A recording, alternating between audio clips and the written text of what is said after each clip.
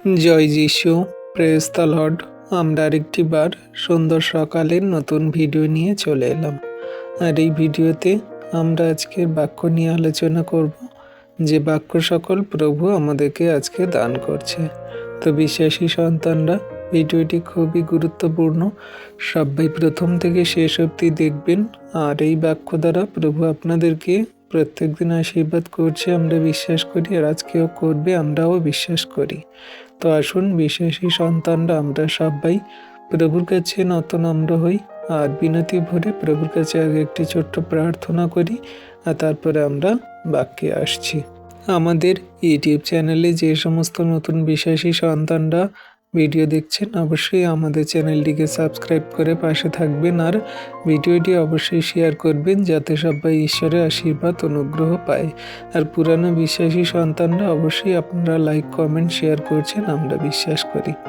তো আসুন আমরা প্রভুর কাছে নত হই আর প্রার্থনা করি। পবিত্র মঙ্গলময় পিতা প্রভু যীশু, তোমায় ধন্যবাদ, তোমার প্রশংসা, তোমার গৌরব করি। পিতা গো, তুমি সুন্দর দিন, সুন্দর সকাল দেখতে দিয়েছ। তুমি নিঃশ্বাস প্রশ্বাস দিয়ে বাঁচিয়ে রেখেছ। তুমি আমাদের মধ্যে তোমার অনুগ্রহ, দয়া, কৃপা, করুণা দিয়েছ। রাত্রিতে সুন্দর সুখদায়ক নিদ্রা দিয়েছ, সকালে উঠিয়েছ এবং প্রিয়জন, ফ্যামিলিজন, আত্মীয় স্বজন, গ্রামাঞ্চলবাসীগণ এবং সমগ্র খ্রিস্ট বিশ্বাসীগণদেরকে তুমি সুস্থ, সুন্দর, সবল রেখেছো, ভালো রেখেছো পিতা। তার জন্য ধন্যবাদ করি। প্রভু, এই দিনের সকালে তোমার চরণতলে এলাম তোমার বাক্য নিয়ে পড়তে, আলোচনা করতে। তুমি আমাদেরকে তোমার বাক্যের জ্ঞান দাও, বাক্য সকল বুঝতে জানতে সাহায্য করো। বাক্য সকল যেন হৃদয় অন্তরাত্মায় ধরে রাখতে পারি, কার্যকারী করতে পারি। প্রভু, যত সন্তানরা তোমার এই সন্তানরা ভিডিওর প্রার্থনা বাক্য সকল শুনছে, প্রভু সকলকে হৃদয় মন আত্মা খুলে দাও। তাদের মাইন্ডে তুমি প্রবেশ করো, তোমার সন্তানদের বাক্য সকল বুঝতে জানতে সাহায্য করো, বাক্য সকল হৃদয় অন্তর আত্মায় ধরে রাখতে সাহায্য করো। আর ফোন, মোবাইল নেটওয়ার্কগুলোকে তুমি সুন্দর রাখো। প্রথম থেকে শেষ অবধি সভা সঞ্চালন তোমার হস্তে চরণতলে দিই। তুমি নিয়ন্ত্রণ করো, তুমি পরিচালনা করো। পিতাগো, আমার মুখ দিয়ে তুমি কথা বলো, আমি নই, কিন্তু তুমি আমার মুখ দিয়ে কথা বলো। আর বাক্য সকল তুমি পবিত্র আত্মা দ্বারা বলতে সাহায্য করো। দয়া, কৃপা, করুণা, অনুগ্রহ করো। আমাদের ফোন, মোবাইল নেটওয়ার্ক সমস্ত কিছু সভা সঞ্চালন তোমার হস্তে চরণতলে দিয়ে এই বিনতি প্রার্থনা চাইছি আমাদের উদ্ধারকর্তা, ত্রাণকর্তা, জীবনদাতা, মুক্তিদাতা যীশু খ্রিস্টের পবিত্র মধুর নামে পিতা। তুমি দেখলে, শুনলে আর আমাদের প্রার্থনায় আমেন বলে উত্তরও দিলে। আমেন। তো আসুন বিশ্বাসী সন্তানরা, এবারে আমরা আমাদের বাক্যে আসব, আমাদের বাক্যের আলোচনাতে আসব। আমরা আজকে দেখব মথি 7 অধ্যায় থেকে। মথি 7 অধ্যায়ের 1 পদ থেকে আমরা পড়ব। আমরা এই বাক্য অনেকবার পড়েছি এবং এই বাক্য আমরা অনেকবারই পড়ি। তো এইখান থেকে যে শিক্ষাগুলো আমাদেরকে আরেকটি বার জানাচ্ছে বা জানানো হচ্ছে, সেগুলোকে আমরা একটু দেখে নেব, বা সেই মতো পালন করে যাতে চলতে পারি, আমরা সেই চেষ্টা করব। এখানে মথি 7 অধ্যায়ের 1 পদে যদি আমরা দেখি, তাহলে এইখানে বিচার করার বিষয় বলছে। আমাদের আজকের বিষয় পরের বিচার করিবার কথা। এখানে আমরা পরের বিচার করি, পরের বিচার সকল করতে আমরা ভালোবাসি, কিন্তু নিজের বিচার আমরা করি না। তো এই বিষয় নিয়ে প্রভু আমাদেরকে কি বলছে, সেই বিষয়ে আমরা একটু দেখব। তো বাক্য আমরা দেখি। এখানে মথি 7 অধ্যায়ের 1 পদে বলছে, তোমরা বিচার করিও না, যেন বিচারিত না হও। 2 বলছে, কেননা যেরূপ বিচারে তোমরা বিচার করো, সেইরূপ বিচারে তোমরাও বিচারিত হইবে, এবং তোমরা যে পরিমাণে পরিমাণ করো, সেই পরিমাণে তোমাদের নিমিত্ত পরিমাণ করা যাইবে। আমেন। তাহলে বিশ্বাসী সন্তানরা, এই দুটো পদে আমরা কি বুঝতে পারছি, যে তোমরা কোনো মানুষের বিচার করিও না। সে ধার্মিক হোক, সে পাপী হোক, সে ব্যভিচারী হোক, সে ধর্ষণকারী হোক, সে খুনি হোক, যে কেউ হোক, তোমরা কাহারও বিচার করিও না। যেন তোমরা বিচারিত না হও। তাহলে আমরা মানুষ, বিচার করার অধিকার কিন্তু আমাদের নয়, বিচার করার অধিকার কার? না ঈশ্বরের। এবারে যদি আপনারা বলেন তাহলে আমাদের যে এই জগতে আইন আছে, আইন ব্যবস্থা সকল আছে, জজ আছে, ব্যারিস্টার আছে, আমাদের যে উকিল আছে, আমাদের যে সেই নানান রকমের আইন আছে, সেগুলোতে তারা কিভাবে বিচার করে? দেখুন, জগতের বিচার একরকম আর ঈশ্বরের বিচার আর এক রকম। কারণ ঈশ্বর প্রভু এটা আত্মিকতা দিয়ে বোঝাচ্ছে যে তোমরা কারোর বিচার করিও না। তাহলে জগতের মাঝে যদি কেউ ন্যায় পাওয়ার জন্য, তাহলে যদি সে আইনের কাছে যায় বা ন্যায় পাওয়ার জন্য যদি সে তাদের কোর্টে যায়, তাহলে সেখানে কি বিচার করা হবে না বা বিচার পাবে না? অবশ্যই পাবে। কারণ জগতের বিচার আর ঈশ্বরের বিচার আলাদা। আমি এটা বললাম কারণ জগতের মানুষ সেটা তারা অনেক রকমভাবে, এখন আপনারা দেখে থাকবেন যে এখনকার আইন বা এখনকার সেই উকিল, তারা ঘুষ নেয়, তারা নানান রকমের কথা ঘুরিয়ে পেঁচিয়ে নানান রকমভাবে কথা বলে সেই যে নির্দোষ তাকেই দোষী করে দেয়, আর যে দোষী তাকেই নির্দোষ করে দেয়। তো অনেক রকমভাবে তারা জগতের মাঝে বিচার সকল করে থাকে। এমন বিচার করে যে যারা ন্যায্য বিচার পাওয়ার যোগ্য তাদের বিচার সেই নিষ্পত্তি না করে, যারা শাস্তি পাওয়ার যোগ্য তাদেরকে সেই বিচার পাইয়ে দেয় এবং তারাই সেই ভালো হয়ে যায়। তো এমনি করে জগতের বিচার। কিন্তু ঈশ্বর প্রভুর, তিনি যে পিতা ঈশ্বর, তিনি যখন বিচার আসনের সামনে আমাদেরকে দাঁড় করাবেন আর তিনি যখন বিচার করবেন, তিনি সূক্ষ্ম বিচার করবেন।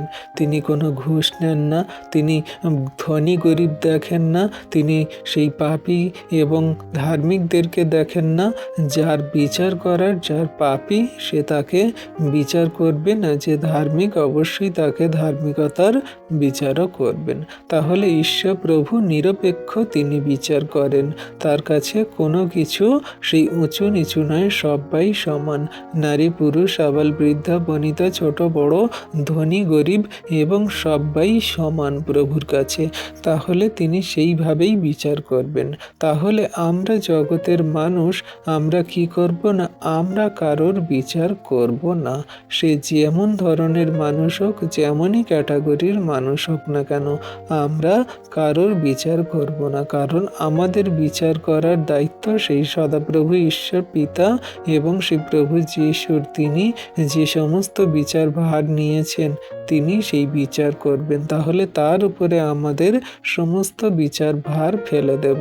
জগতের মানুষের উপরে যদি বিচার ভার দিই, তারা নানান রকম ঘুষ নেবে, বাজে মন্দ ভাবে সেই বিচার সকল ঘুরিয়ে দেবে বা তাদের মতন করে তারা বিচার করবে, নিরপেক্ষ বা সেই সমানভাবে তিনি বিচার করবেন না। কিন্তু আমরা যদি পিতা ঈশ্বরের উপর নির্ভর করি, তার আজ্ঞা শিক্ষা সকল পালন করি, তাহলে আমাদের বিচার ভার সকল তার উপরে ফেলে দিই। সম্পূর্ণ নিরাপত্তার সঙ্গে তিনি সঠিক বিচার ঠিক সময়ে করবেন। তাই আমরা কোনো রকম মানুষের বিচার করব না। তাই এখানে একে বলছে যে তোমরা বিচার করিও না, যেন বিচারিত না হও। আমরা যদি কোনো মানুষের এখন এই জগতে বিচার করে দিই, তাহলে আমরাও বিচারিত হব। আর আমরা যদি বিচার না করি, তাহলে আমরা কোনো মতে বিচারিত হব না। এখানে দুয়ে বলছে, কেননা যেরূপ বিচারে তোমরা বিচার করো, সেই রূপ বিচারে তোমরাও বিচারিত হইবে। তাহলে আমরা যেমন বিচার করব, সেই বিচারে আমরাও বিচারিত হব।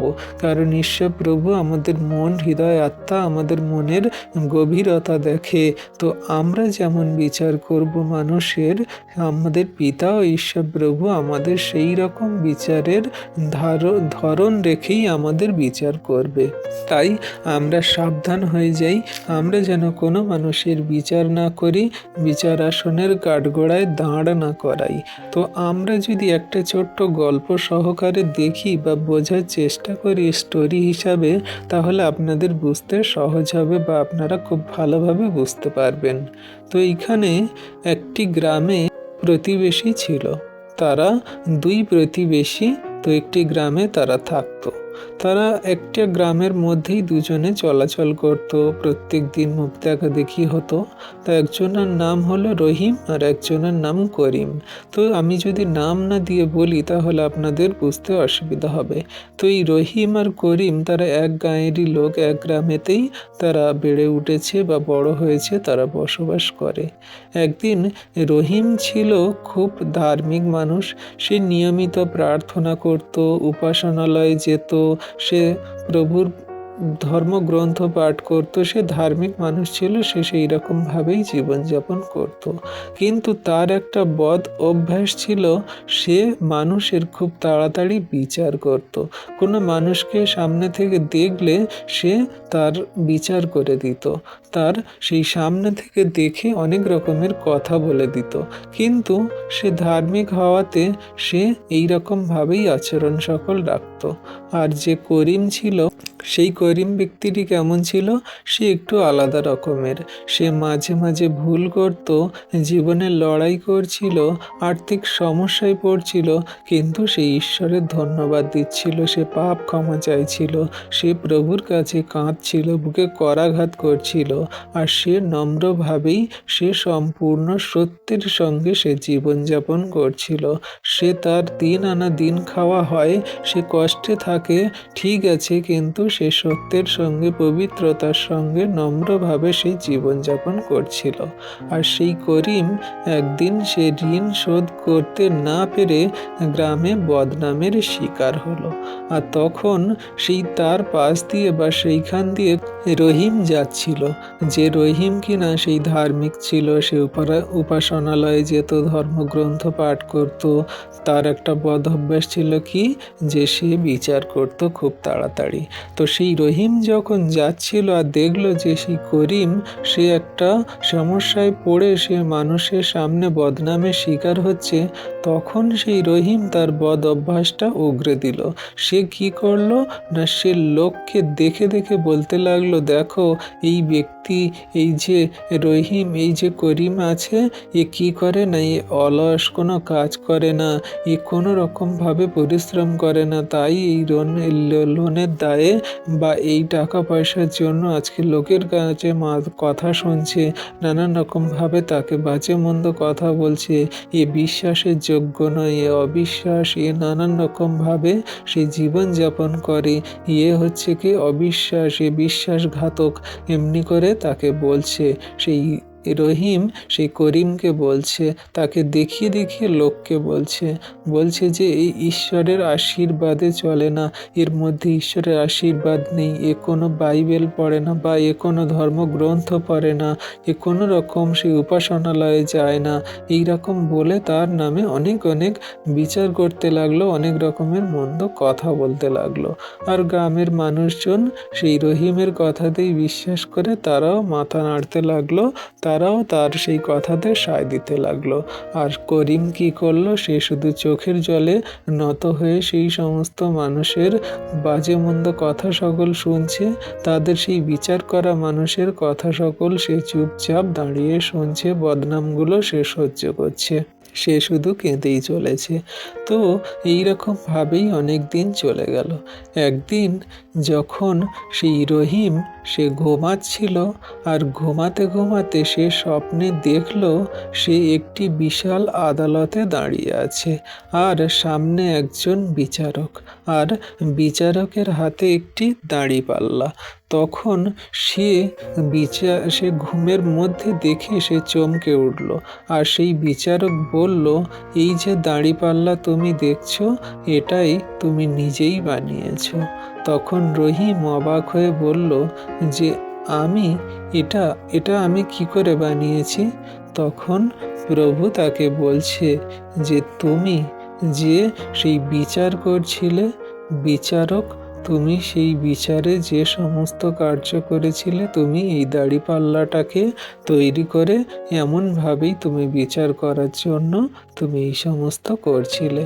যেভাবে তুমি অন্যদের বিচার করেছো, সেভাবেই তুমি আজকের তোমার বিচার করা হবে। দাঁড়িপাল্লা এক পাশে রাখা হলো, দাঁড়িপাল্লাকে এক পাশে রাখা হলো, আর যে সেই রহিমের যে কথাগুলো সেই বলেছিল করিমকে, সেই সমস্ত কথা অনুযায়ী তার বিচার হচ্ছে। সে বলেছিল অলস, এ কাজের অযোগ্য, এ পাপী, এ ঈশ্বর ভক্ত নয়, এ নানান রকম মন্দতায় জীবনযাপন করে, এ নানান রকম মানুষের অনেক রকম সে বাজে মন্দ কথা বলেছিল, বিশ্বাসঘাতক, এটা ওটা সেটা।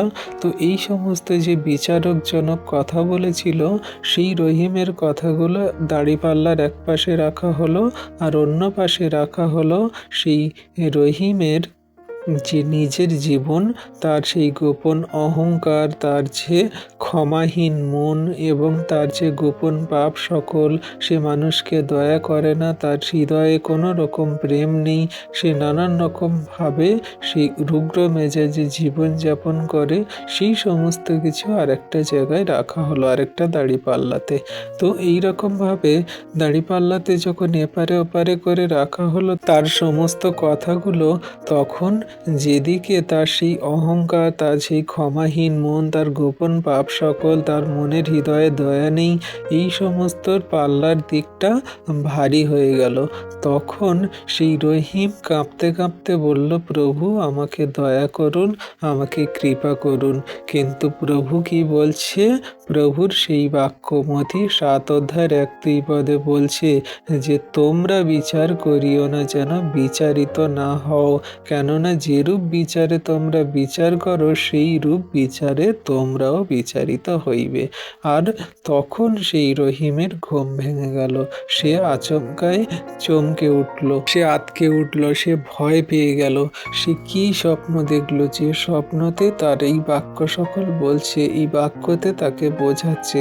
আর সে তখন উঠল, আর সেই রাত্রিতে উঠে সে প্রার্থনা করলো, প্রভুর কাছে খুব কাঁদলো।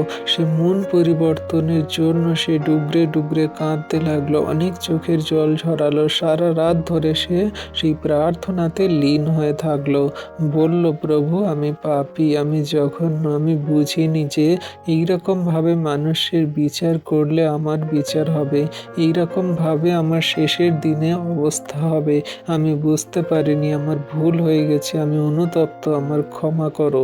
আমার যে প্রতিবেশী ভাই বন্ধু আছে, আমার যে প্রিয়জনেরা আছে, আমার যে চারপাশের মানুষজনেরা আছে, আমরা দেখে থাকি এগুলো তাদের হয়তো কোনো সেই এমন পরিস্থিতির কারণে হয়েছে, সেগুলো আমরা হয়তো জানি না, কিন্তু আপনি জানেন। তাই আমরা কোনো রকম বিচার করে তাদেরকে সেই ভুল প্রমাণ না করি, অথচ আমরা যেন তাদেরকে বন্ধু বলে আপন করে নিয়ে তাদের সঙ্গে যেন সেই সমস্যার সমাধান খোঁজার পথ সকল খুঁজি, এবং আমরা তার সঙ্গে হাতে হাত মিলিয়ে যেন দয়ার এবং প্রেমের সঙ্গে যেন চলে সেগুলোকে সমাধান করতে পারি। তো এমনি করে সে সেই রাত ভোর প্রার্থনা করলো প্রভুর কাছে, সে কান্না করলো, আর প্রভু তাকে ক্ষমা করার জন্য একটা আরেকবার সুযোগ সকল দিলেন, যাতে সে সত্যভাবে সঠিকভাবে সেই করিমের মতন সে নম্রভাবে সত্য পথে জীবনযাপন করতে পারে এবং সে স্বর্গরাজ্যে যাওয়ার পথ সকল আরেকটি বার খুঁজে পায়। তাহলে বিশ্বাসী সন্তানরা, আমরা এই বাক্য দ্বারা আর এই গল্প দ্বারা আমরা কি বুঝলাম? আমরা এটাই বুঝলাম যে আমরা যেন কোনো রকম কোনো মানুষের বিচার না করি। আমরা যে বিচারে বিচার করব, সেই বিচারে সদাপ্রভু ঈশ্বর পিতা সেই যীশু খ্রিস্টের মধ্যে দিয়ে, যে প্রভু যীশু আমাদের বিচার আসনের সামনে দাঁড় করাবেন, আর প্রভু যীশুই এমনভাবেই আমাদের বিচার সকল করবেন, যে বিচার সকল দ্বারা আমরা বিচারিত হব।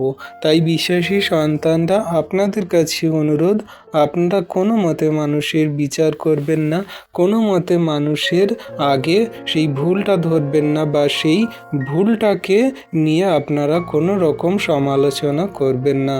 কারণ আমরা যে ভুলবশত কার্য সকল করে থাকি, হয়তো ঈশ্বরের দৃষ্টিতে ঈশ্বর প্রভু তাকে ক্ষমা করে দিলেন, কিন্তু আমরা সেই মানুষকে ক্ষমা করতে পারি না বা ক্ষমা করছি না, আমরা তাকে বিচার করছি, আমরা তাকে বিশ্বাসঘাতক বলছি, বাজে মন্দ কথা বলছি, মানুষের সামনে লজ্জিত করাচ্ছি, অনেক রকমভাবে তাকে আমরা টোন টিটকারি মারছি, বাজে মন্দ বলছি, অনেক রকমভাবে আমরা পাপী জঘন্য বলছি, কিন্তু ঈশ্বরের দৃষ্টিতে সে ভালো, ঈশ্বরের দৃষ্টিতে সে অনুগ্রহের সন্তান। তাহলে সেই ব্যক্তিটা ঈশ্বরের কাছে আশীর্বাদের সন্তান হবে। আর আমরা সেইখানে কি করব না, বিচার দিনে আমরা যে সমস্ত কথা দ্বারা মানুষকে সেই ভুল বলেছিলাম, বাজে মন্দ বলেছিলাম, বিশ্বাসঘাতক বলেছিলাম, আজকের আমরা যখন বিচার আসনের সামনে দাঁড়াবো তখন আমরাও হয়ে যাব। তাই এইটা একটা রহিম আর করিমের গল্প দিয়ে আমাদেরকে বোঝানো, যেন আমরা কোনো রকম মানুষের সেই বিচার না করি, আমরা যেন কোনো মানুষের বিচার দ্বারা যেন আমরা কোনো রকম ভুল না বুঝি। আমরা একে অন্যকে সাথে রেখে, একে অন্যকে সাথে নিয়ে আমরা সেই সমস্ত সমস্যাগুলো সমাধান করার চেষ্টা করব, ঈশ্বরের বাক্যে প্রেমে, ধৈর্যে, নম্রতায় এবং কার্যকারিতায় চলার চেষ্টা করব। আর যারা সেই সমস্ত মন্দতায় চলছে তাদেরকে ওঠানোর চেষ্টা করব। তাহলেই প্রকৃত রূপে খ্রিস্টের প্রেম আমাদের মধ্যে থাকবে, আমরা সেই মতো কার্য করব যা ঈশ্বর প্রভু আমাদেরকে দিয়েছে। হালেলুইয়া। তাহলে বিশ্বাসী সন্তানরা, আশা করি আমরা বাক্য সকল বুঝতে পারছি।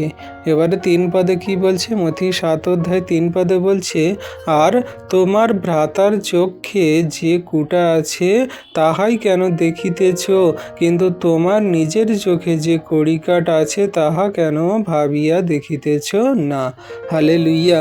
তাহলে দেখো বিশ্বাসী সন্তানরা, কত সুন্দর কথা এখানে প্রভু আমাদেরকে বলছে যে তোমার চোখে যে কুটা আছে সেটা তুমি ভালো করে দেখছো না, কিন্তু তোমার ভাইয়ের চোখে যে কুটা আছে সেটাই তুমি দেখছো। তোমার নিজের চোখে যে কড়িকাঠ আছে সেটাই তুমি দেখো। তোমার মনের ভিতরে যে সমস্ত ময়লা, মলিনতা, পাপ, মন্দতা সকল আছে, হিংসা, ক্রোধ আছে, লোভ আছে, নানান রকমের বাজে মন্দ আচরণ আছে, মানুষকে দেখে ফটাফট বিচার করার জন্য মুখ খোলে, মানুষকে দেখে নিন্দামন্দ করার জন্য সর্বদা তোমার সেই নানান রকম কথা আসে, কিন্তু তোমার মধ্যে যে সমস্ত ভুল, ভ্রান্তি, মন্দতা সকল আছে সেটা কি তুমি কোনোদিন বিচার করেছো? সেটা কি কোনোদিন তুমি বিবেচনা করেছো? সেটা কি তুমি কোনোদিন যাচাই করেছো, বুঝে দেখেছো? তো এইরকমভাবে আমাদেরকে বলছে যে তোমার ভাইয়ের চোখে যে কুটা আছে সেটাই তুমি দেখছো। তোমার ভাইয়ের মধ্যে যে ভুল আছে, সে যে ভুল করছে, মন্দতা করছে, সেটাকে তুমি দেখছো, ফটাফট বিচার করছো, কিন্তু তোমার মধ্যে যে সমস্ত ভুল, মন্দতা আছে, ঈশ্বরকে তুমি প্রেম করো না, ঈশ্বরের আজ্ঞা পালন করো না, তোমার মধ্যে রাগ, ক্রোধ, হিংসা, বিচার করার স্বভাব, এই সমস্ত যে মন্দগুলো আছে, পাপ, জঘন্যতর তুমি বিষয়ে জীবনযাপন করছো, তোমার মধ্যে যে সমস্ত আছে সেগুলো তুমি ভেবে দেখছো না, কিন্তু তোমার ভাইয়ের মধ্যে যে সমস্ত ভুল ভ্রান্তি আছে সেগুলোকে তুমি ভেবে দেখছো, বা সেটাই নিয়েই তুমি বিচারে মেতে আছো। তো এইরকমভাবে তোমাদের করা উচিত নয়। আমরা বিশ্বাসীরা যেন এগুলো না করি। আমাদের মধ্যে যে ভুল ভ্রান্তিগুলো আছে, যে সমস্যাগুলো আছে, আমাদের মধ্যে যে এখনো পর্যন্ত বাজে স্বভাব, আচরণ, ব্যবহারগুলো আছে, সেগুলোকে নিয়ে যেন আমরা ভাবি, সেগুলোকে নিয়ে যেন আমরা দেখি, বুঝি, গ্রহণ করি। আর যে সমস্ত আমাদের ভাই, বন্ধু, প্রিয়জনের মধ্যে আছে সেগুলো আমরা পরেই সমাধান করার সময় সকল পাবো, বা আমরা কিভাবে করব সেগুলো বুঝতে পারবো। আগে নিজেদের বিষয়ে আমাদের মধ্যে যে সমস্ত মন্দতাগুলো আছে সেগুলো ঠিক করার আগে চেষ্টা করি, সেগুলো ঠিক করি, পরবর্তীতে সমস্ত কিছুই আপনি আপ ঠিক হয়ে যাবে। কি বলছে 4 পদ থেকে? অথবা তুমি কেমন করিয়া আপন ভ্রাতাকে বলিবে, আইসো আমি তোমার চক্ষু হইতে কুটাগাছটা বাহির করিয়া দিই, আর দেখো তোমার নিজের চক্ষে যে কড়িকাঠ রহিয়াছে। হে কপটি, আগে আপনার চক্ষু হইতে কড়িকাঠ বাহির করিয়া ফেলো, আর তখন তোমার ভ্রাতার চক্ষু হইতে কুটাগাছটা বাহির করিবার নিমিত্ত স্পষ্ট দেখিতে পাইবে। আমেন। তাহলে দেখো বিশ্বাসী সন্তানরা, আমরা মানুষ কতটা জঘন্য এবং আমরা মানুষ কতটা নির্দয়ী। আমরা নিজেদের জন্য আমরা কোনো কিছু দেখি না। আমাদের নিজের মধ্যে যে সমস্ত ভুল ভ্রান্তি মন্দতাগুলো আছে সেগুলোই আমরা কোনো কিছু দেখি না, কিন্তু অন্যের বিচার করার জন্য আমরা তৎপর। ও পাপী ও জঘন্য, ঈশ্বর ওকে ভালোবাসে না, ঈশ্বর অনুগ্রহ ওর প্রতি নেই, ও বিশ্বাসঘাতক, মানুষের সঙ্গে নানান রকমভাবে আচরণ করে, অন্যরকম জীবনযাপন করে, এই সেই নেশা করে, সে এই করে ওই করে, জুয়া খেলে, এই করে, স্ত্রীদেরকে মারে, বাজে মন্দ স্বভাব আচরণ ব্যবহার করে, চালচলন খারাপ, এই করে ওই করে, নানান রকমভাবে আমরা একটা মানুষের এক এক রকম মানুষের আমরা এক এক রকমের আমরা সাজেশন দিই, জাজ করে থাকি, আমরা অনেক রকম বিচার করে থাকি, অনেক কিছু কথা বলে থাকি, অনেক কিছু আমরা সমালোচনা করে থাকি, কিন্তু বলছে যে তোমার ভাইয়ের বিচার তুমি করো না, এবং তোমার ভাইয়ের মধ্যে যে কুটা আছে, তার চোখে যে সমস্যা আছে, কুটা মানে তার যে সমস্ত পাপ মন্দতাগুলো আছে, তার যে ভুল ভ্রান্তিগুলো আছে, সেগুলো তুমি কোনো মতে দেখার চেষ্টা করো না, কিন্তু তোমার মধ্যে যে কড়িকাঠ আছে, যে ভুল ভ্রান্তি আছে, সেগুলো তুমি বার করো, সেগুলো তুমি আগে ঠিক করো। তুমি যে মানুষকে দেখে নিন্দা করে, মন্দ বলো, বাজে মন্দ কথা আচরণ ব্যবহার সকল রাখো, সেগুলো আগে নিজে ঠিক করো। তাই বিশ্বাসী সন্তানদের, আমাদের জগতের মানুষদের কোনো দোষ নেই, আমাদের নিজেদেরই দোষ। আমরা নিজেরাই সঠিক রূপে জীবনযাপন করতে পারি না বলেই আজকের আমরা মানুষের কাছে লঞ্ছিত, গঞ্জিত, তুচ্ছিত, অনেক রকম বাজেমন্দ কথা শুনতে হয়, অনেক তাড়না যন্ত্রণা আসে, অনেক সমস্যায় পড়তে হয়। আমাদের জন্যই আমরা ভুলভাবে সেগুলোতে পড়ি। অবশ্যই জগতের মানুষ শয়তান দিয়াবল কার্য করে, তাদের মধ্যে তারা ভুল ভ্রান্তিজনক বাজেমন্দ কথা বলে, আমাদের মারে আঘাত করে, অনেক রকম সমস্যায় ফেলে, কিন্তু আমরা যদি সঠিক রূপে জীবনযাপন করে চলি, সেই সমস্ত মানুষরা একদিন, দুদিন, 10 দিন, 20 দিন, 1 মাস, 1 বছর, 2 বছর, 5 বছর, 10 বছর পর্যন্ত তারা যদি আমাদের তাড়না করে, একদিন না একদিন প্রভুর চরণে তারা ফিরবে, তারা গ্রহণ করবে। কারণ প্রভু তার বাক্যেই বলে যে জগতের সমস্ত জাতি প্রাণী, সমস্ত জাতি মানুষ আমার চরণ দলে নত হইবে, সমস্ত অষ্টাধ্বজ জিহ্বা আমার নাম করবে। হ্যাঁ, প্রভুর এই সমস্ত বাক্য ফলবেই ফলবে। প্রভু আমাদের জীবনে যা কিছু কার্য করতে চাইছেন, করবেন, সেগুলো অবশ্যই করবেন, হবে। আমরা কোনো মতে তার অনুগ্রহ আশীর্বাদ থেকে বিচ্ছিন্ন হব না। শুধু জগতে আমরা যারা খ্রিস্টকে জানি, বিশ্বাস করি, বা যারা পরবর্তীতে জানে, বিশ্বাস করবে, গ্রহণ করবে, তাদের জীবনে সেই মহিমা কার্যগুলো ঈশ্বর প্রভু দেবেন। এই কথা সকল খ্রিস্ট বিশ্বাসীদের বলা হচ্ছে যে তোমরা কোনো মতে তোমরা জগতের মানুষদের, তোমার ভাই ভ্রাতা ভগ্নী প্রিয় আত্মীয় স্বজন চারপাশে চলা মানুষদের কোনো রকম তোমরা বিচার করো না, কোনো রকম বাজে মন্দ বলো না, কোনো রকম তাদেরকে সেই বিচার আসনের সামনে কাঠগড়ায় দাঁড় করিও না। কারণ ঈশ্বর প্রভু তাদের জন্য কি অনুগ্রহ রেখেছে, তাদের পাপ ক্ষমা করে দিয়েছেন কি না সেটা তুমি জানো না। তাদের হৃদয়ে কথা বলার দায়িত্ব প্রভুরই। আজকের একটা সন্তান, সে হয়তো জগতের মাঝে হাঁটতে চলতে পারছে না, প্রভুর কোনো কার্য করতে পারছে না, কিন্তু সে 10 দিন পরে, 1 মাস, 1 বছর পরে যদি ঈশ্বর প্রভু তার জীবনে এমন অনুগ্রহ করলো, আর সে সমস্ত পাপ, জঘন্য মন্দতা কার্য সকল, সে ব্যভিচার, সমস্ত নেশাগ্রস্ত বাজে মন্দ স্বভাব আচরণ সকল ছেড়ে দিয়ে প্রভুর চরণতলে আসে, প্রভুর আনুগত্যে জীবনযাপন করে, সে প্রভুর সমস্ত সুসমাচার সকল পৃথিবীর প্রান্ত পর্যন্ত ছড়িয়ে দেয়, তাহলে ধার্মিক কে হবে? সেই ব্যক্তিটা যে আগে নেশা করতো, বাজে মন্দ পথে চলতো। তাহলে আমরা সারা জীবন ধরে যে সমস্ত কার্য করতে পারবো না, কিন্তু একটা জগতের মানুষ সে এক মুহূর্তেই কিন্তু তার থেকে বেশি করে দিতে পারে। তাই বিশ্বাসী সন্তানরা, আমরা যারা খ্রিস্টকে বিশ্বাস করি, তার আজ্ঞা শিক্ষা সকল পালন করি, কোনো রকমভাবে আমরা যেন এমন সেই আবেগে পড়ে বা এমন করে যেন আমরা প্রভু থাকা বিশ্বাসী সন্তানরা যেন আমরা মোশানে পড়ে বা পরিস্থিতি জায়গা অনুযায়ী যেন আমরা গর্ব করে না বলে ফেলি, আমরা যেন কোনো রকম আমরা সেই মন্দতায় জীবনযাপন না করি, আমরা যেন কোনো রকম না সেই মানুষের বিচার করি। কারণ আমাদের মধ্যেও ভুল ছিল, আমরাও পাপী জঘন্য ছিলাম, আমরাও অন্ধকারে কারাকূপে পড়েছিলাম। প্রভু ঈশ্বর পিতা আমাদেরকে উঠিয়েছে, তার চরণ তলায় আনয়ন করিয়েছে।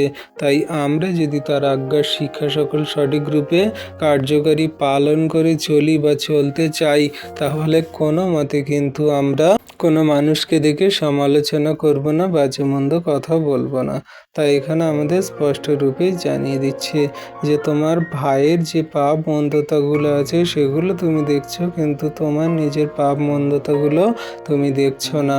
তুমি আগে নিজের পাপটা মন্দতাগুলো দেখো, তারপরে তোমার ভাইয়ের কি সমস্যা আছে তুমি সেটা স্পষ্টই সমাধান করার কিন্তু পথ সকল পেয়ে যাবে, সমস্ত কিছু জানতে পারবে, বুঝতেও পারবে।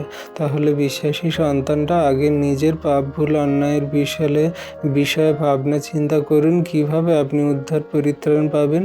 তারপরে গিয়ে আপনি জগন্যবাসীর প্রতি, জগন্য মানুষকে আপনি প্রভুর কথা সকল বলুন। কারণ আপনি যদি নানান রকম মন্দতায় জীবনযাপন করেন, কিন্তু আপনার প্রতিবেশী ভাই বন্ধুগণ, আপনার সেই প্রিয়জনেরাও কিন্তু আপনার দিকে আঙুল তুলবে বা একটু সমস্যা হবে।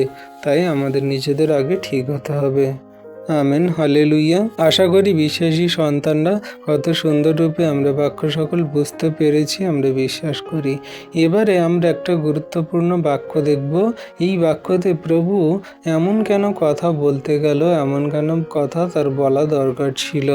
আমরা যদি এই বাক্যটা দেখি, মথির 7 অধ্যায় 6 পদে কি বলছে? পবিত্র বস্তু কুকুরদিগকে দিও না, এবং তোমাদের মুক্তা শূকরদের সম্মুখে ফেলিও না, পাছে তাহারা পা দিয়া তাহা দলায় এবং ফিরিয়া তোমাদিগকে আক্রমণ করে। আমেন। তাহলে বিশ্বাসী সন্তানরা এই যে বাক্য, যে পবিত্র বস্তু কুকুরদিগকে দিও না এবং তোমাদের মুক্তা শূকরদের সম্মুখে ফেলিও না, এবং আরেকটা বলছে পা দিয়া তাহা দলায়, এবং বলছে ফিরিয়া তোমাদিগকে আক্রমণ করে। তাহলে আমরা এখানে 4টে বিষয় আমরা দেখছি।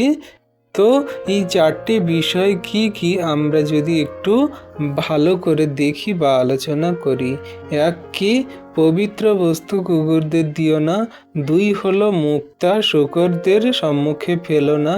3 হচ্ছে তাহা পা দিয়ে মারায় দলায় এবং তাহা ফিরিয়া আক্রমণ করে। 4টে বিষয়। তো এই 4টে বিষয় আমরা একটু দেখব এখানে কি বলছে।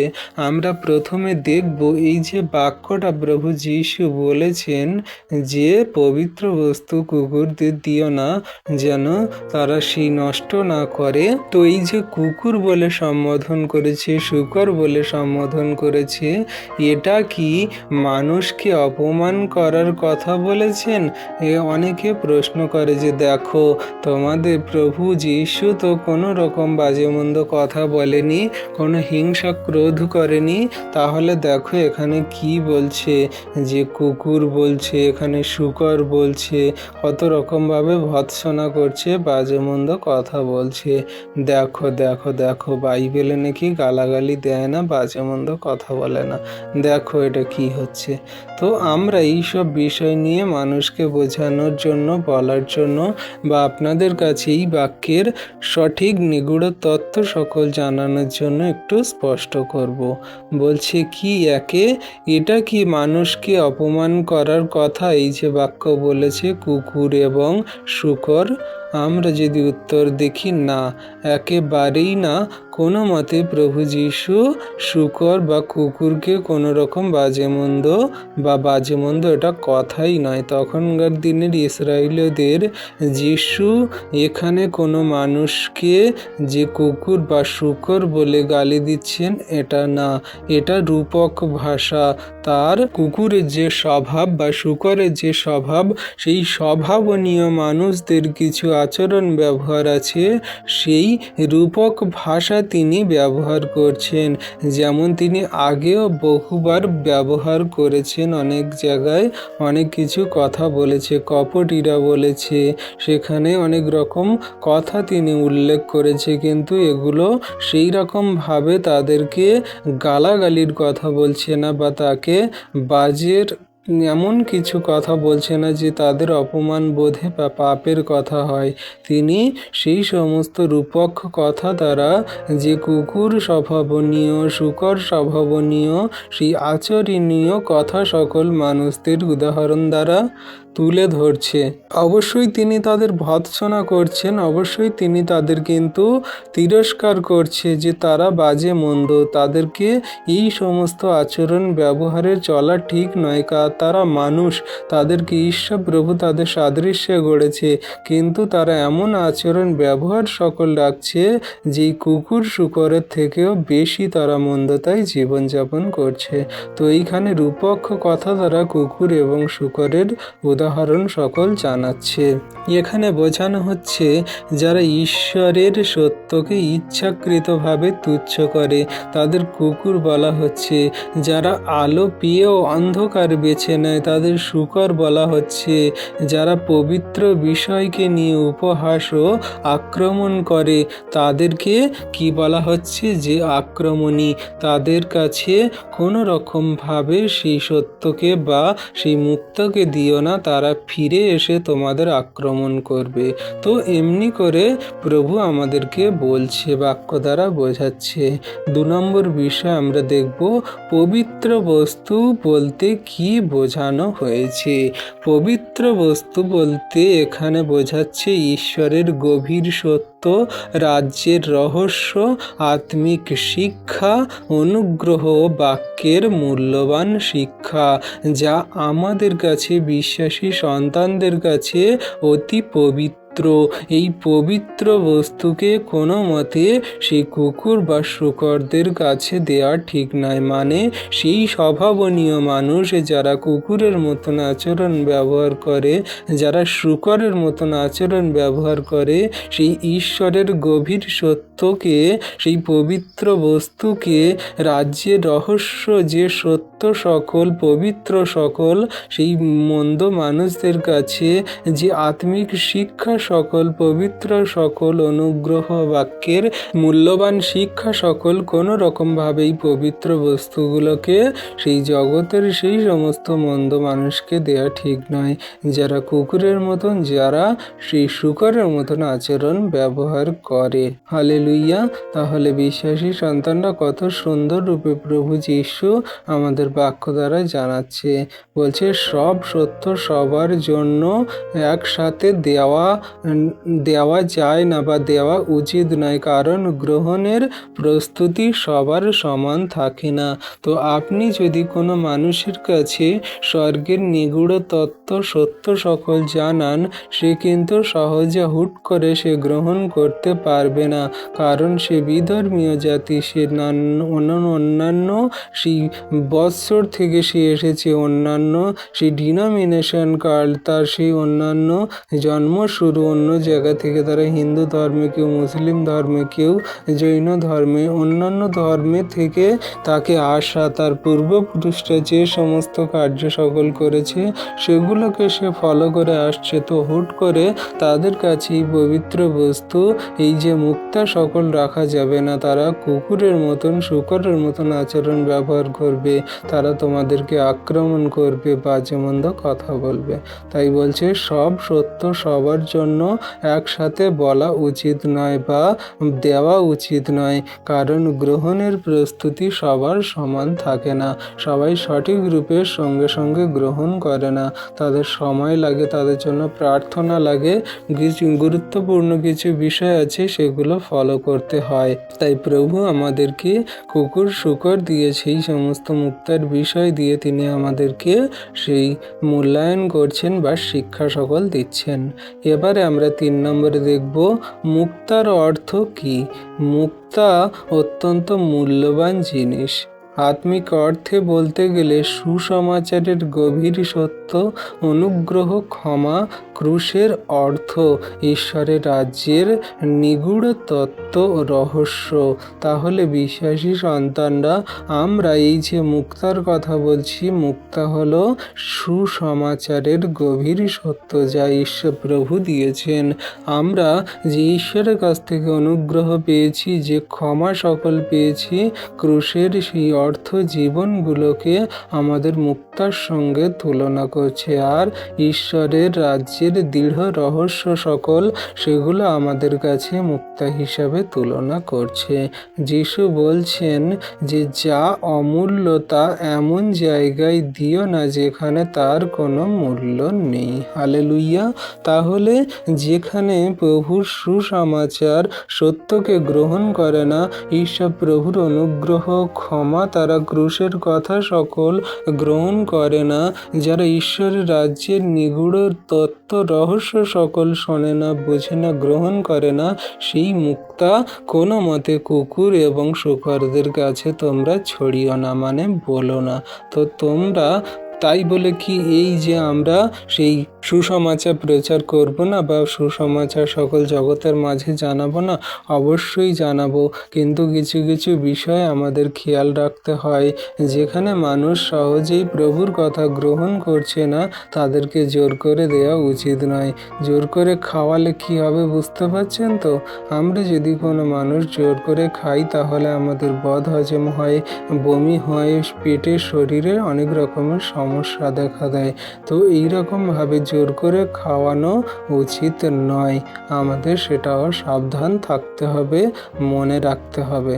তাহলে বিশ্বাসী সন্তানরা এমনি করে আমরা সেই প্রভুর বাক্য সকল শুনলাম, বুঝলাম। হালেলুইয়া। এবারে 4 নম্বর বিষয় বলছে কুকুর ও শূকর কেন ব্যবহার করা হলো। এটা ইহুদি সংস্কৃতি। কুকুর ও শূকর কিন্তু আমাদের প্রধানত সেই অশুচি প্রাণী বলে তখন ধরা হতো। তখনকার দিনে যে কুকুর এবং শূকর, তখনকার সেই ইহুদি কালচারে এটা কিন্তু সব থেকে সেই কি বলে যে অশুচি প্রাণী, যাদের কিনা সেই সূচি নেই, তাদের কোনো সুশ্রী নেই, তাদের পরিষ্কার নেই, তাদের পরিচ্ছন্নতা নেই, তারা কিনা অশুচি, তারা কিনা নোংরায় থাকে, তারা কিনা সেই মাটিতে থাকে, তারা মন্দতায় থাকে। এই কুকুর এবং শূকরকে অশুচি কেন বলা হয়েছে তারও কারণ আছে। আপনারা দেখে থাকবেন যে কুকুর যে বমি করে, কুকুর যখন বমি করবে দেখবে সেই বমি আবার কিছুক্ষণ পরে ঘুরে এসে তার বমি সে নিজেই আবার খাবে। তো কুকুরের এই যে একটা স্বভাব আছে, এটা কিন্তু একদম বিশ্রী, এটাকে অশুচি বলে ধরা হয়েছে, এটা একদম উচিত নয়। আর কিছু কিছু মানুষ আছে এই রকম যে কিনা বাজে মন্দ কথা সকল বলে যে তোমরা বাজে মন্দ সেই আচরণ ব্যবহার করো না, ব্যভিচার পাপ মন্দতায় চলো না, আবার সেই মানুষই ব্যভিচার করে, পাপ করে, বাজে মন্দ স্বভাব আচরণ করে, হিংসা করে, ক্রোধ করে, লোভ করে, মানুষকে মারে, আঘাত করে, অনেক রকম মন্দতায় জীবন যাপন করে। তো এইটা সেই অশুচি প্রাণীর যে কুকুরের স্বভাব, তার আচরণ ব্যবহারের মধ্যে সেই মন্দজনকভাবে বলা হয়েছে, অশুচি বলা হয়েছে, যা পবিত্র জিনিসকে নষ্ট করে দেয়, ভালো জিনিসকে তারা খারাপ করে দেয়। আর শূকরকে কেন অশুচি বলা হয়েছে? আপনারা দেখবেন শূকরকে যত পরিষ্কার পরিচ্ছন্ন করে রাখবেন, দেখবেন শূকর কি করবে না, সেই কাদা দেখা পেলে, পাঁক দেখা পেলে, জলের ধারে যে সমস্ত মাটি ময়লা থাকে সেইখানে গিয়ে সে শুয়ে পড়বে, গায়ে কাদা মাখবে, সেখানে ডুবে পড়ে থাকবে। তো সে নিজেকে অশুচি করে রাখে, সবসময় ময়লা মাটি করে রাখে, নোংরাতে রাখে। তো এই শূকরকে আর এই কুকুরকে দুটো উদাহরণ দিয়ে অশুচির মধ্যে দিয়ে বলা হয়েছে। তাহলে আমরা যে সমস্ত সেই মুক্তাকে, যে খাবারকে তারা পায়ে মাড়ায় বা ফেলে দেয়, যে সমস্ত ভালো জিনিসগুলো তারা গ্রহণ করে না, সেই কুকুর এবং শূকরের উদাহরণ দিয়ে অশুচি সেই বস্তু দ্বারা বা সেই অশুচি প্রাণীদেরকে দিয়ে উদাহরণ দ্বারা বলা হয়েছে। এখানে যে শিক্ষার কথা বলছে, যে ব্যক্তি আত্মিক সত্য বুঝতে চায় না সে সত্যকে সম্মান করবে না, বরং অপমান করবে। তার সামনে, তার কাছে কোনো মতে এই সত্য বা পবিত্র, এই যে মুক্তার বিষয় বলা হয়েছে, এগুলো কোনো মতে রেখো না। এগুলো সে ফিরে আক্রমণ করবে বা তোমাদেরকে পাছে আঘাত করবে। 5 নম্বরে কি বলছে, পাছে তাহারা ফিরিয়া তোমাদিগকে আক্রমণ করে। এর অর্থ কি বলছে, এখানে বড় সতর্ক বার্তা আছে। যারা সত্যকে প্রত্যাখ্যান করে তারা শুধু অবহেলা করে না, অনেক সময় সত্য বক্তাকেই আক্রমণ করে। আপনারা দেখবেন যেখানে খ্রিস্ট বিশ্বাসীরা প্রভুর সত্য শিক্ষা সকল নিয়ে যায় সুসমাচার প্রচার করতে, তারা তো সত্যকে শোনে না, তারা প্রত্যাখ্যান করে, তারা চলে যেতে বলে। অতঃপর তারা আবার এসে সেই আক্রমণও করে, মানুষকে মারে, আঘাত করে, অনেক রকমভাবে তাদের তাড়না দিতে থাকে, বাজে মন্দ কথা বলে। তো অনেক রকমভাবে কিন্তু তারা সেই বাজে মন্দভাবে সেই সমস্ত মানুষজনেরা তারা আক্রমণ করে। তাই বলছে তাদের কাছে, সেই কুকুর এবং শূকরদের কাছে সত্য সকল বলো না বা সঠিক সকল জানিও না, যারা কিনা তোমাদের পাছে আঘাত করে, আক্রমণ করে। সেই জায়গা থেকে তোমরা সাবধানে ফিরে এসো, সন্তর্পণে ফিরে এসো। যেমন যে যিশুকে ক্রুশে দেওয়া হয়েছিল সেটাকে তারা গ্রহণ করে না বা তার ক্রুশ বৃদ্ধ সেই সমস্ত তার সেই রক্তের বিষয়ে বিশ্বাস করে না, গ্রহণ করে না। প্রেরিতরা নির্যাতিত হয়েছিল, যেখানে সেই মানুষরা বাজে মন্দ কথা বলেছিল। আজও সত্য বলতে বিদ্রুপ, বিরোধিতা হয়, বাজে মন্দ কথা বলে। তো এমনি করে সেই মানুষরা কিন্তু গ্রহণ করেনি, তখন প্রভু যিশুকে গ্রহণ করেনি, তাই তাকে তারা ক্রুশে দিয়েছিল। তখনকার দিনে সেই প্রেরিতদেরকে তারা গ্রহণ করেনি, তাই তাদেরকে তারা কত মেরেছিল, আঘাত করেছিল। আর এখনকার দিনে সেই পাস্টার, এই যে এখনকার দিনে সব প্রচারকরা আছে, শিক্ষকরা আছে, খ্রিস্ট বিশ্বাসীরা আছে, তাদেরকে নানান রকমভাবে তাড়না করছে, বাজে মন্দভাবে আঘাত করছে। তাহলে সেই সমস্ত মানুষরা তারা কিনা সেই কুকুরের এবং শূকরের আচরণ ব্যবহার সকল রাখে, তাদের কাছে সত্য সকল, পবিত্র সকল জানালে, সেই মুক্তা সকল, পবিত্র বিষয় সকল জানালে তারা কি গ্রহণ করে না, পাছে আবার উল্টে আক্রমণ করতে আসে। তো এর অর্থ এটাই আমাদেরকে বোঝাচ্ছে। এবারে 6 নম্বর যদি আমরা দেখি, এই বাক্যে কাকে শেখানো হয়েছে, এই বাক্য বিষয়ে কি বলা হয়েছে। এই বাক্য শেখানো হয়েছে যখন প্রভু যিশু সেই পর্বতে ছিল, তখন তার শিষ্যদেরকে এই কথা সকল বলছিলেন, বা যে সমস্ত মানুষেরা সেই প্রভু যিশুর পিছন পিছন চলছিল তাদেরকে উদ্দেশ্য করে এই সমস্ত কথা সকল জানিয়েছিল, বলেছিল। কারণ প্রভু যিশু যখন পর্বতে ওঠেন তার শিষ্যদের জন্য, অর্থাৎ বিশ্বাসীদের বিচক্ষণতা শেখানোর জন্য, কখনো কথা কখন কোথায় কি কথা বলতে হবে, কোথায় নীরব থাকতে হবে, কোথায় কি জবাব দিতে হবে, সেই সমস্ত কিছু তিনি তাদেরকে শেখাচ্ছিলেন। এই জ্ঞান দেওয়ার জন্য তাদেরকে বলছিলেন যে তোমরা যেখানে মানুষ তোমাদের গ্রহণ করে না সেখানে তোমরা চুপ থাকো, সেখানে তোমরা নীরব থাকো, সেখান থেকে তোমরা বেরিয়ে আসো। আর যেখানে তোমাদের মানুষ কদর করে, গ্রহণ করে, প্রভুর কথা সকল শোনে, বলে, সেইখানে এই পবিত্র বিষয় সকল বলো, মুক্তাকে তোমরা ছড়িয়ে দাও, তারা গুড়িয়ে নিক, তারা গ্রহণ করুক, তাদের হৃদয় মধ্যে রাখুক, কারণ প্রভুর বাক্য, তার প্রেম, তার এই যে অমূল্য রক্ত, মুক্তা মণি, হিরে জহরত, পৃথিবীতে যত ধরনের মণিমাণিক্য, সোনা রূপ গহনা আছে, সমস্ত কিছুর থেকে বহুমূল্য, যে ব্যক্তি, যে মানুষ, যে জাতি, যে ধর্ম, যে নির্বিশেষের মানুষ, নারী পুরুষ, যে প্রভুর এই মুক্ত ধনকে যে নিজের হৃদয়ে ধারণ করেছে, নিজের শরীরে পড়েছে, সে সব থেকে মহামূল্যবান সাজগোজের মানুষ, বা সে সব থেকে মহামূল্য আশীর্বাদ সকল পেয়েছে প্রভুর কাছ থেকে। তাই এই কথা সকল আমাদেরকে বলছে, জানাচ্ছে বাক্য দ্বারা। এবারে 7 নম্বরে দেখব, এর মানে কি আমরা সবাইকে সুসমাচার বলবো না? তা নয়, কারণ প্রভু যীশু আবার বলেছেন মার্ক 16:15 যে সর্বজগতে গিয়া সুসমাচার প্রচার করতে। তিনি আমাদেরকে সত্য সকল আবার জানাচ্ছেন বা জানিয়েছেন। আমরা যাতে সত্য সকল পৃথিবী প্রান্ত পর্যন্ত প্রচার করি, সেটাই তিনি আমাদেরকে জানিয়েছেন। পার্থক্য শুধু সুসমাচার ঘোষণা করা, গভীর সত্য জোর করে চাপিয়ে দেওয়া নয়। তো আমরা কোনো মানুষকে সুসমাচার প্রচার করছি আর সে গ্রহণ করছে না, তাকে যদি আমরা জোর করে চাপিয়ে দিই, সে নিতে পারবে না, সে কুকুরের মতন বমি করে দেবে, সে কোনো রকমভাবে সে হজম করতে পারবে না। তাহলে আমরা সঠিক রূপে সেই প্রভুর কথা সকল বলবো। যেখানে হৃদয় বন্ধ আছে, মানে যেখানে মানুষদের হৃদয় বন্ধ, তারা বিদ্রূপ করছে, তারা ইচ্ছাকৃতভাবে অবজ্ঞা করছে, সেখানে আমাদের নীরবতা থাকা এবং প্রভুর কাছে প্রার্থনা করাই হলো প্রকৃত জ্ঞানের সিদ্ধান্ত। কোনো রকমভাবে আমরা সেখানে প্রভুর সুসমাচার সত্যকে জোর করে চাপিয়ে দেব না, বা আমরা কোনো রকম তর্ক বিতর্ক, ঝগড়া অশান্তি বিবাদে জড়াবো না।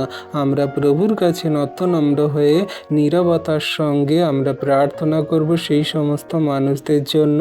আর ঈশ্বর প্রভু তাদের হৃদয়ে কথা বলবে, তাদের মন, হৃদয়, আত্মাকে তিনি পরিবর্তন করবেন। ঈশ্বর প্রভুর কাজ ঈশ্বরই করবেন। তাহলে বিশ্বাসী সন্তানরা এমনি করে আমাদের সেই সত্য সকল জানাচ্ছে। আর 8 নম্বরে যদি দেখি, আজকের জীবনের প্রয়োগ। সবাইকে সব কথা বলার দরকার নেই। আত্মিক বিষয়ে বিচক্ষণ হও, যেখানে অবমাননা সেখানে তর্ক নয়। সত্য রক্ষা করো, কিন্তু নিজেকে বিপদে ফেলো না।